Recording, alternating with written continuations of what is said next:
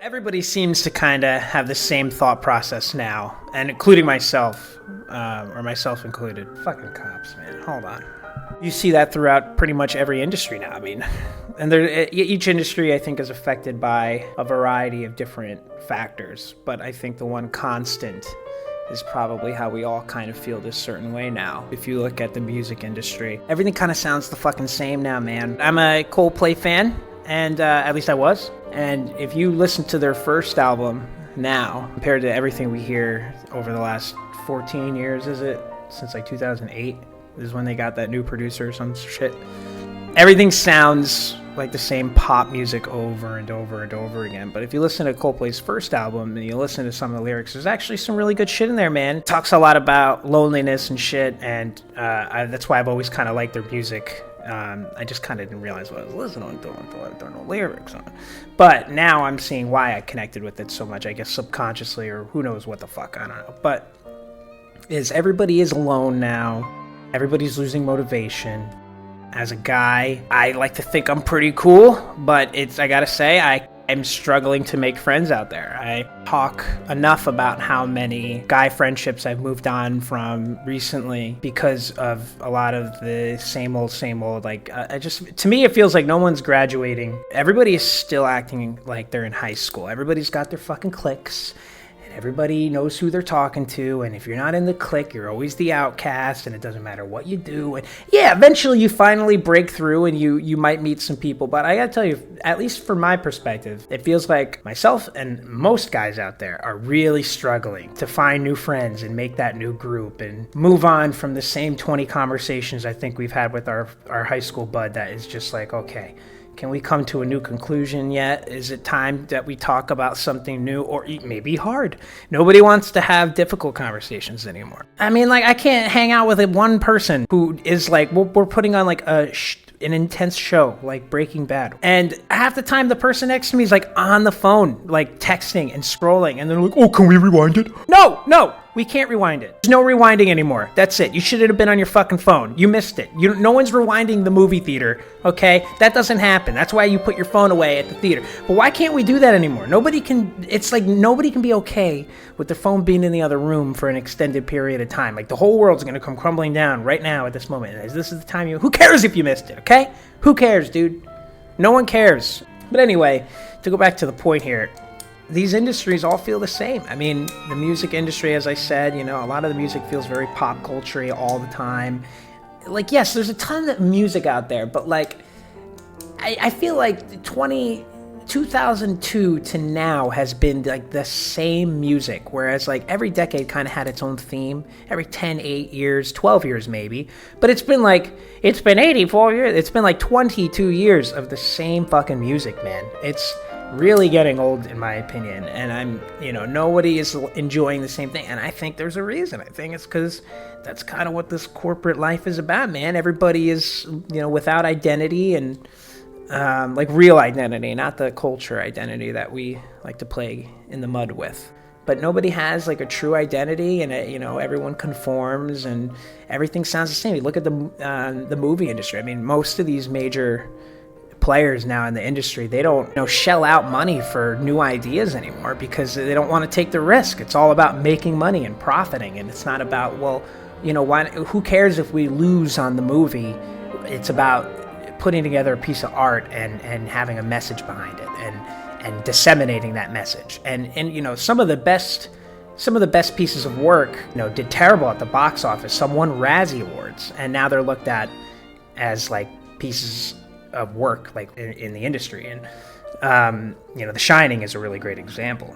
But these corporate board owned studios, they don't shell out movie money for movies like that anymore. That's why you're seeing all we're gonna do the 20th Disney live cut version of this movie. It's like, yeah, cool, the same shit over and over and over again. Oh, we're doing Dune and Dune 2, and it's the same people. And it's like, I thought it was really interesting that just the other day Pete Davidson brought up how he is happy that he took the break he did from the industry because it's given him the time to realize he brought up The Sopranos, my favorite show. And he was like, the opening scene of The Sopranos where he's like, I'm beginning to think that we're in the beginning of the end of this thing. And I thought that was fascinating. I agree with him. Yeah, Hollywood's fucking dead, man. Nobody cares about these fucking gilded cunts, okay? We don't care about these fuckwads anymore. We hate them, actually, because they've set these insane standards for what it is to be a woman and a man, and it's unreachable. And not only is it unreachable, it's not economically, it's not feasible. I mean, nobody can afford shit anymore. The Democrats just got done telling us for the last 3 months how this economy is working great.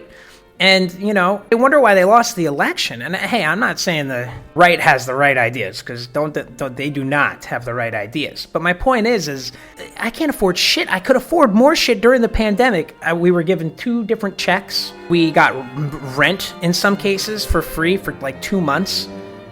Because people needed rent freezes and shit like that. I mean, for a minute there, I had some dough because of the way the economy It's like, the moment the government started doing something for us, it turns out everyone liked the government. And then, most Americans don't follow politics as intensely as some folks do. And unfortunately, it gets lost in the mud that Democrats were the ones pushing this reform in when they were the minority in Congress, and they finally forced Republicans' hands. And there were some good Republicans in there too. I don't know good Republicans, but there were some Republicans in there too, trying to do the right thing at the right time when we needed them to.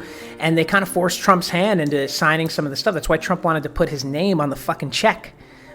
Because that was his consolation. It was like, fine, I'll do this bullshit, but I'll put my name in that fucking check. And guess what? That shit worked, man. That was good politics. It's sleazy scumbag bullshit. It's some Godfather-esque crap, man, but it works. Not everybody is this tuned in. So they don't know this shit, and I don't blame them. Who has time to be this tuned in, man? This shit sucks. It's bullshit. I mean, I follow politics religiously, unfortunately, and it's a fucking drain. I'm constantly depressed. Don't get me wrong, I'm depressed for a lot of other things too, but I'm sure the driving force is how much I read the news, but it's because I want to stay tuned in, and I read local news, and I try to consume as much information as I possibly can on all these different subjects. And then you have to get people on the ground, the information and what they say, and you take them at their word, man. You got to take these people at their word when they're telling you straight up. People like to think, oh, okay, well, he probably means this. No, he does not probably mean anything, she or he.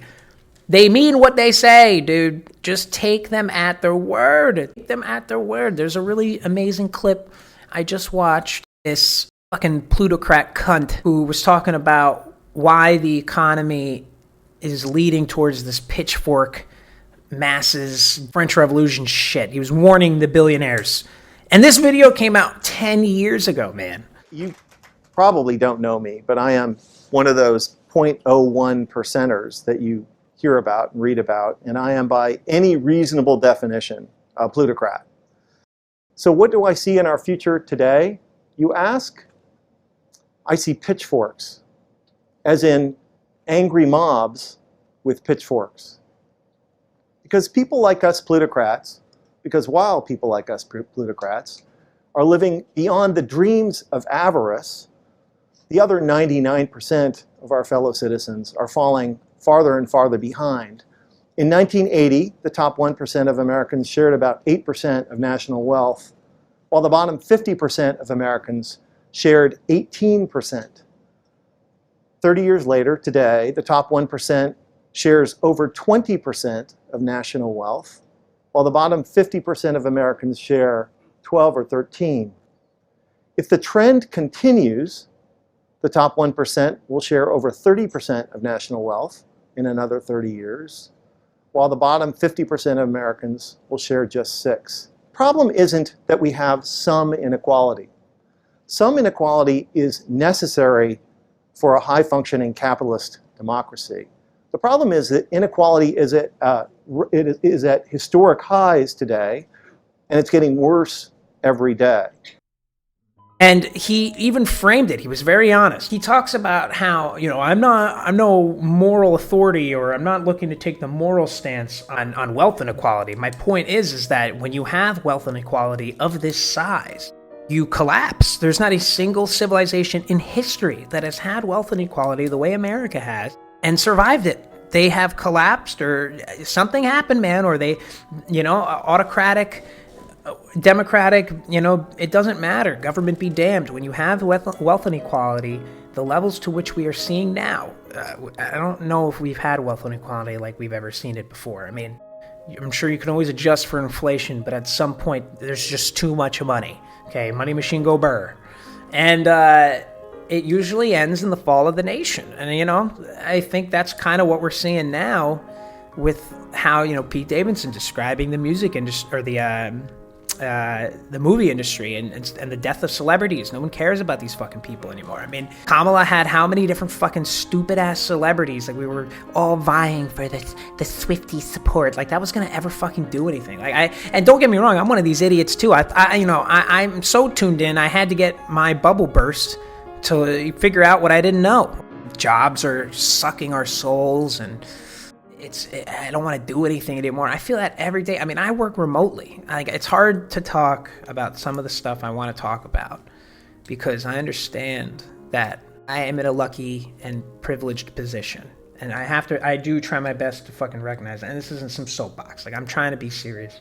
You have to recognize that every day. But at the same time, man, like, it's okay to be depressed even if you're in a fucked up scenario, especially with men, because, we're not allowed to be fucking sad. But even if you're in a good situation, it's okay that you're sad. Everyone has a right to be fucking sad, man.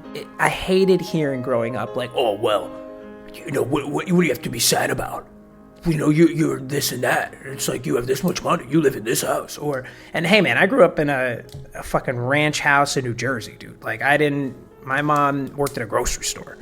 So, like, I didn't have, but, I understood that even then I was in a lucky scenario compared to other people.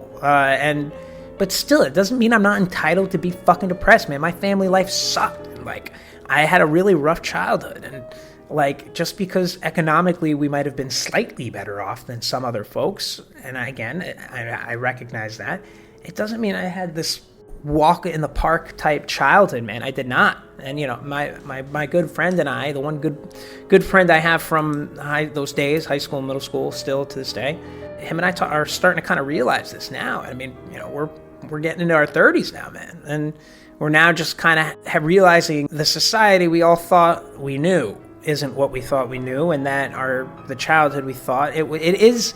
All I can say is the one lesson I've learned is it is this stupid. There's no big fucking story or grind. The grind people, oh my God. There's no big fucking grind to the top. It is all lunacy and stupidity. And wasting your time trying to climb that ladder, unless you're one of these narcissistic, sociopathic, fucking crazy-ass fuckwads. Wasting your time trying to get to that tippy top of that fucking mountain is bullshit. I just want to have my little farm and have a little fucking goat, dude. I want to look up at the stars and see the fucking moon at night and shining on me, and I see like a mountain in the distance because I'm lost too. I'm trying to find a connection with folks and maybe build an online community. I think I'm seeing that a lot of guys are struggling with the same thing, and a lot of my fellow guys are, in some cases, they're just like broken and lost and they can't even begin the conversation. Like, I try to talk to some of my friends and it's like, they're there, but they're not. I don't know. It's weird, man. And like, it makes me want to scream into the void. I don't know. It's just like, it's okay to talk, guys. Okay. It's all right to have a conversation. And I think we're all fucking realizing that we're depressed fucks and we kind of are lacking purpose. And, if you look at the education rates in this country, you'll see that women are getting educated at vastly higher numbers than men. And maybe you'll start to put two and two together and you'll start to realize, oh, this is kind of fucking bullshit. Why aren't we going to college anymore? And it's because we don't have a drive. And why don't we have a drive? And it's because the society that we used to have isn't what men are made for anymore. And I don't know. Maybe we got to think a little differently, guys. I don't know. College might not be the fucking answer to everything, but being dumb is certainly not the excuse either, if you try to catch my drift there. It's all right to be fucking angry and depressed, man. It's just how we deal with it. And that's the part we're kind of doing a bad job at. And we got to figure it out. But men aren't even talking to other men, man. It's weird. We don't talk to anyone anymore, man. It's crazy. I consider myself a pretty normal dude. And I struggle with it. But I see my other guys struggle with it too. I'm at least putting myself out there and trying to be like, hey, man, like, try to have these deep conversations. When the time comes and it's right and everything, blah, blah, blah, blah, blah. But it's tough, man. It's tough. And I see just like myself, everyone else is struggling as much as I am. In some cases, some are doing better, others are doing a lot worse. But I think most of us are really having a rough go at this, man. I grew up in a very matriarchal dominated household. My father was like not there at all. And I had 2 older sisters, like 8 and 9 years older, and my mom. And, not my mom so much, but like you grow up as a young guy in today's world, often hearing how like men are fucking rapists and this, that, or the other. And it kind of just ingrains in you that, I guess I'm just inherently evil. And no, we're not. And don't let that fucking narrative win, man. That's bullshit. And I'm so sick of hearing that narrative. It's gotta die. And it's a lot of white liberal women who are saying this. And you guys are just bad. Like, yeah, I get it, man. But we're all fucking scared. Okay? It's not just you guys. We are lost. Okay, all right? And painting us all as villains who must repent for the sins of their fathers and their grandfathers is not helping. It's actually just making us angrier. I know I'm fed up with it. Maybe I'm wrong. I don't know. But I've had the luxury of time to think on all of this stuff, man. And I'm angry and I'm sick of sitting here in my little box and doing nothing with it. I'd rather talk about it. And so hopefully people watch this video and give me a little bit of time a day and contribute to the dialogue. I know YouTube comments are the Wild West out there. But I can assure you I'm really not trying to make money off this dumb shit. I just want to open a dialogue. We can have a discussion, and hopefully, I can meet some cool folks online, and we can have a discussion. And then one day I'll go live. All right, now I'm getting crazy with it now. But no, really, I hope people watch this video. I know it's messy and all over the place. It's the nature, I guess, of a first video. But I'm sick of staying quiet, man. I want to talk about this stuff. And listen, man, it doesn't matter if you're liberal, conservative, libertarian, if you're an anarchist, if you don't follow politics at all or don't care about that shit, but you're still angry for some reason. Anybody, man, I don't care. Bring me, you're broken and you're tired and you're angry and you're poor and you're rich and you're dissatisfied. Because I think men are really fucking struggling, man. And I know I am.